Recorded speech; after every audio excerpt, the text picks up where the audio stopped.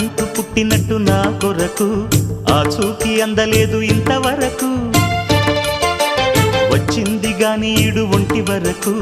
వేధించలేదు నన్ను జంట కొరకు చూశాక ఒక్కసారి ఇంత వెలుగు నా వంక రాను అంది కంటి కునుకు ఈ అల్లరి గారడి నీలీల అనుకోనా నీ పేరు ప్రేమ అవునా ఇవాళే నిన్ను పోల్చుకుందా